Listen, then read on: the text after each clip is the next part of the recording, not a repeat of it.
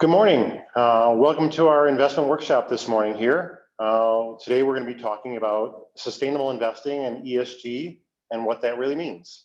My name is Tony Diastis and I work here with Copper State Wealth Management, PFG Advisors, Securities America. I'm located at the Copper State Credit Union offices. I cover the Bell Road, Anthem, Encanto, and GCU branches. My associate, Anthony Rocha, who covers the Arrowhead, Surprise, Goodyear, and Payson offices. Unfortunately, he's not able to join us this morning. He's out on vacation. Want to go give you a quick disclosure here. Securities are offered through Securities America, member FINRA and the SIPC. Advisory services are offered through PFG Advisors, Copper State Wealth Management, Copper State Credit Union. Securities America and PFG Advisors are separate entities. They are not NCUA insured. No credit union guarantees and may lose value. Our webinar today should run about 30 to 45 minutes. We have a special guest speaker from BlackRock Investments, Christian Venditti, who is a portfolio model specialist, and he's going to educate us this morning on sustainable investing. Christian, if you want to join us here, and we can get started. Awesome. Thanks for that introduction, Tony. Can you hear me okay? Yes. Awesome. Yeah, really appreciate you having me on the call today. And thank you to everyone taking the time out to join today's presentation. So, like Tony said, my name's Christian Venditti. I'm a model specialist here at BlackRock, based in our Boston office. And today I'll share a bit about sustainability, which we believe to be the new standard for investing here at BlackRock. So if I share my screen here, we can go through some of the slides that I've prepared for today's call. And let me know when you can see my screen, Tony, if you got me. Yes, I can see it. Awesome. So, first off, sustainability can be, a broad term, right? And it's used in many different contexts. To some of you, sustainability aligns more with your values and your worldview. To others, it simply implies, an ability to thrive in the long run. What I've found though is that, everyone these days is asking the question, does sustainability belong in an investment conversation? So, my hope for today is that you come away with the knowledge that sustainable investing is not just about the environment, but truly a new comprehensive standard for investing that we believe can provide better outcomes for investors over the long term. Sustainable investing started with the premise that the investing world may have been missing something. In 2015, Volkswagen became embroiled in a new infamous scandal. A now infamous scandal, excuse me, and the company admitted that they cheated on emissions tests, which violated the U.S. Clean Air Act. The CEO resigned, its stock plummeted, and the company lost almost a quarter of its market value in a single day. So let me emphasize this point here. The Volkswagen example, it's not just a story about the company that harmed the environment. This is a story about how investors who own Volkswagen stock never saw this coming. Company reports, earning results, and other measures of financial analysis weren't enough to protect stockholders from this scandal. And it turns out that, there were really a lot of different red flags before this all happened. So, former executives dominated the supervisory board of Volkswagen with a lack of outside perspective. There were too many significant shareholders on their board, and of those that did not have a financial stake, often called independent directors, there were none with industry expertise, nor experts on managing risk either. So Volkswagen had a culture where, sales teams were under immense pressure to hit their targets and usher in a new era of diesel engines. And obviously you saw what happened. So, when you boil it down, sustainable investing is just about is just factoring in all of these different risks and opportunities that are revealed when you look across the ESG lens. And here at BlackRock, we genuinely believe that looking through this ESG lens, in addition to the traditional financial analysis that we do as well, ultimately leads to a better overall assessment of any investment decision that you make. So what would I like to cover today? If I go to the next slide here, You'll see the agenda for the call. Number one, what is ESG? Number two, what are the risks that ESG analysis helps us uncover? And then on the flip side of that, number three, what are the opportunities that ESG analysis can help us capture? And then obviously number four, by the end of the call, I hope that we make the case for why sustainable investing really is the new standard for investing and here to stay. So um, as I mentioned, sustainable investing is defined as combining traditional investment approaches with environmental, social, and governance insights. So E for environmental, S for social, and G for governance. And you can see on the next slide here that E, S, and G analysis looks at a number of different factors within each of the three pillars. Each of these three pillars are integral to the Volkswagen example, but can anyone guess which one perhaps is the most important to that Volkswagen story, E, S, or G? I know a lot of people, if nobody has the answer, would probably assume it's E for environmental. In fact, analysis from the environmental lens probably wouldn't have been able to detect a red flag since the company was reporting falsified data on its carbon emissions. So the most critical lens here from an ESG perspective would have actually been G for governance, which looks at corporate leadership practices and behavior and board quality and effectiveness as well. Volkswagen's failures were largely a result of poor management and poor oversight.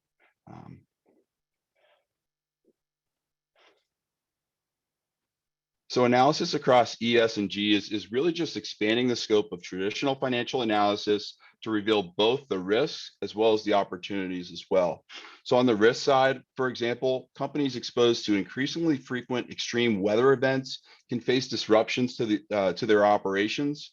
Companies that produce poor quality products may face costs related to product recalls, litigation, and reduced customer loyalty. And on the opportunity side, for example, companies that are developing products to improve water efficiency that may benefit from rising demand for such products due to worsening water scarcity, right? Another example would be companies investing in clean technology, such as electric vehicles or battery technology that might benefit from favorable policies towards this space, as well as tailwinds from growing consumer demand as well.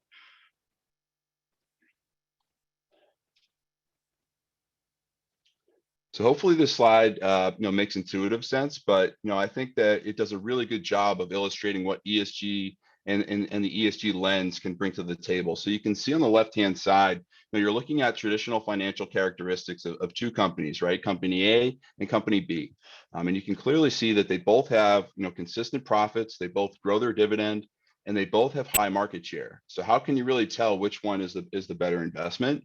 And that's where, on the right-hand side, you can look at these same two companies through the ESG lens and see that company A has, fair CEO pay, robust data security, and employee satisfaction, while company B does not. So again, sustainable investing isn't throwing out or ignoring traditional financial analysis out the window, but it's just using this ESG lens that can help kind of supplement and enhance the traditional security analysis that folks have done for decades and decades now.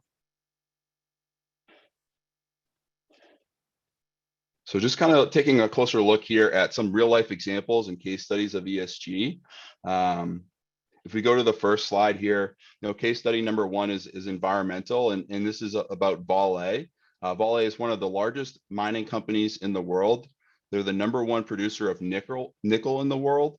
But in 2019 of January, a dam actually collapsed, releasing 3 billion gallons of mine waste, and it killed almost 300 people as well. So the financial analysts at the time were generally positive on Vale prior to this disaster. However, it also had an MSCI ESG rating of single B, which is one of the lowest possible ESG ratings you can get.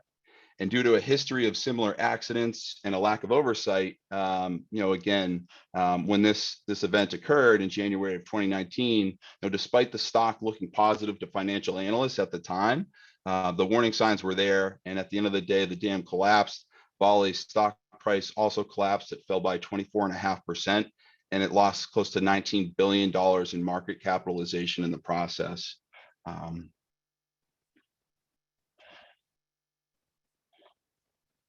So environmental issues, really aren't just a nice idea for a company to consider. The negative ramifications can either be felt over a long period of time or all of a sudden in the case of that Vale example. So the hard data shows that, we're facing an increasing number of crises related to the environment. This is evident from more than doubling of weather and climate related costs over the past several decades, even after adjusting for inflation. So companies that prioritize environmental factors can benefit from, an improved bottom line over the long term.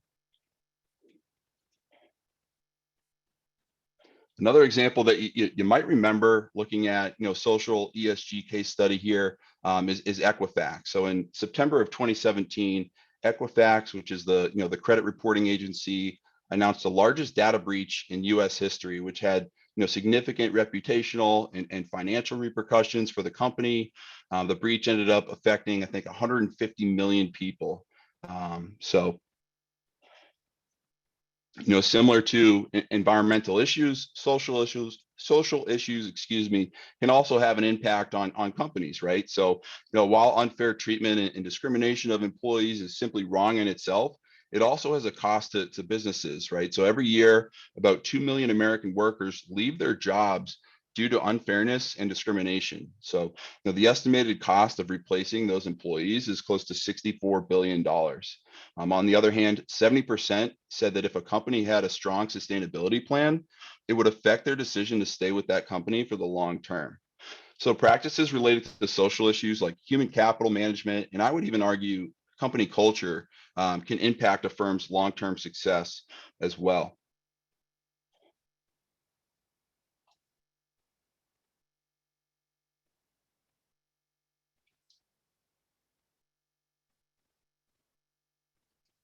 So I'm going to move to one last example here that you may be less familiar with, but the scale is just so massive that it's a good illustration of why ESG analysis is so critical. So this is a governance example. So ES and G, so the G for governance case study here. So a Brazilian food company called JBS is one of the largest meat packers in the world. To put it in perspective, if you're not familiar, in 2016, JBS made $20 billion more in food sales than Tyson Foods. So a massive, massive food company here. And the controlling shareholders of JBS paid bribes to at least 2,000 politicians and government officials in Brazil, including 2 presidents. In 2017, its holding company agreed to pay one of the biggest fines in global corporate history at $3.2 billion after admitting to these bribes. Now, at the moment of the scandal, MSCI ESG analysts were rating JBS as a triple C rated stock. Once again, the lowest ESG rating possible is triple C, and that's what they were rated. So, at the time of this incident, financial analysts were generally positive on the company, with 60% of analysts rating the stock as a buy. Right. So again, this is not about global warming. It's not about, which side of the political spectrum you fall on for ESG and sustainable investing. It's purely about the bottom line here. And that's why it's so important to incorporate ESG investment strategies within your portfolio. Because it may have reduced or eliminated exposure to companies like we've talked about today, right? Volkswagen, JBS, Equifax, and Vale.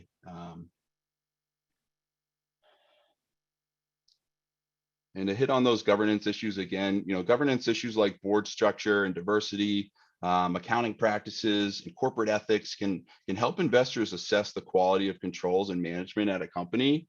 For instance, companies that have higher gender diversity in their executive teams have shown a higher profitability than companies with poor gender diversity.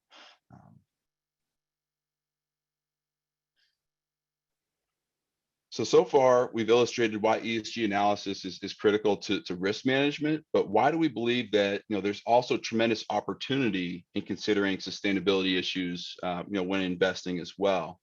So if we move to the next slide here,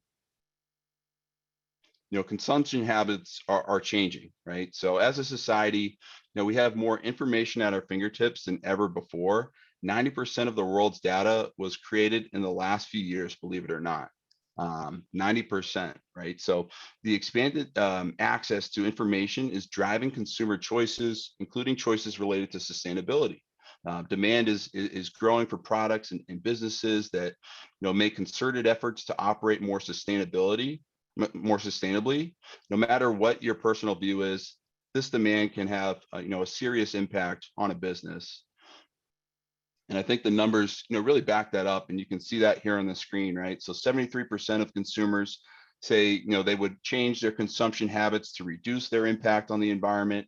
And another 88% of consumers want brands to help them, live sustainably. And according to a study by the NYU, sustainability marketed products grew 5 times faster than products that weren't marketed as sustainable in the consumer packaged goods market from 2013 to 2018.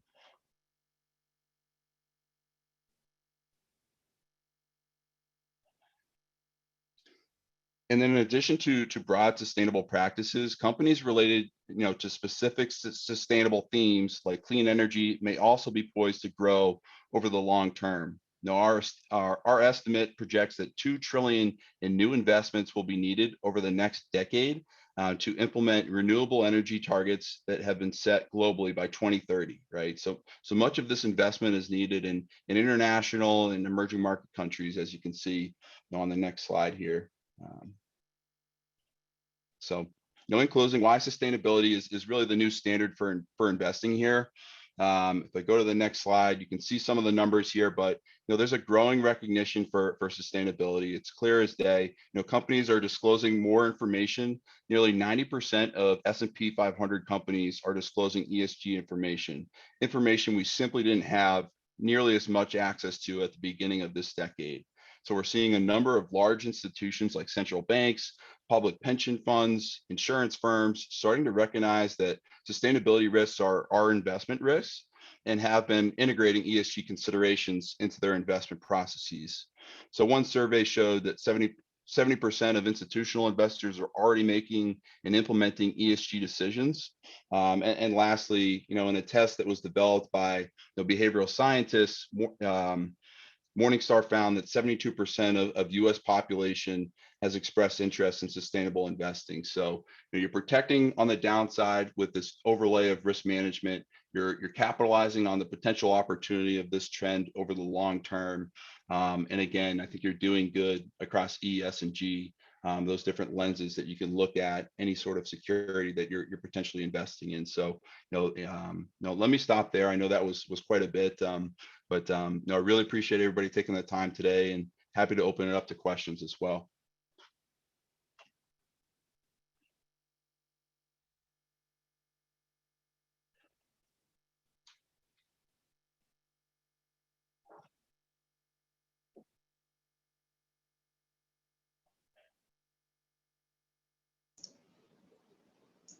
Thank you very much, Christian. Here, we're waiting to see if we have any questions this morning here. And I just want to let everyone know that if you want to learn more about this opportunity with sustainable investing or any other investing, you can contact myself. I can be reached at 602-375-7350.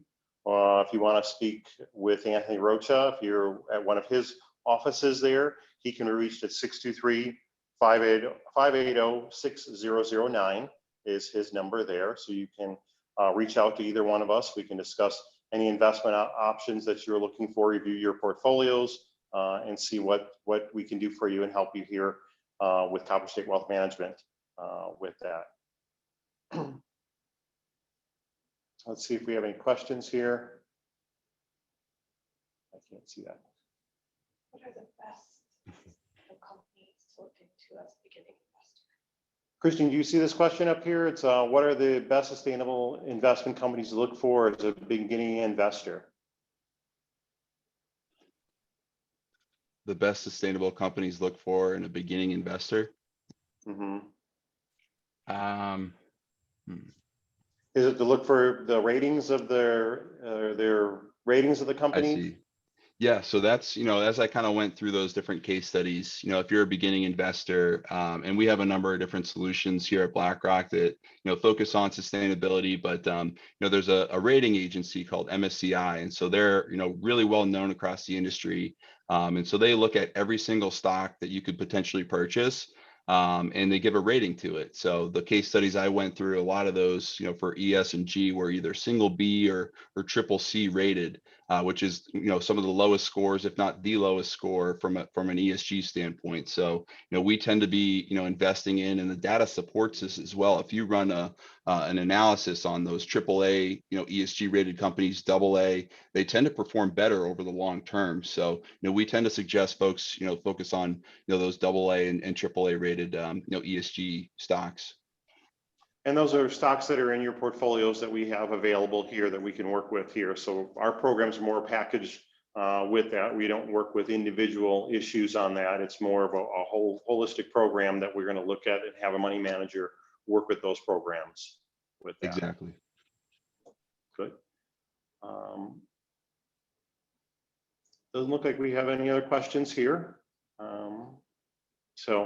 Well, I thank you very much for joining us here today and giving us this very informative presentation. This will eventually get posted on our websites to be able to view there. Again, if you want to reach out to myself or Anthony Rocha to find out some more investment opportunities for you, please don't hesitate to give us a call. Thanks, Tony. Thank you.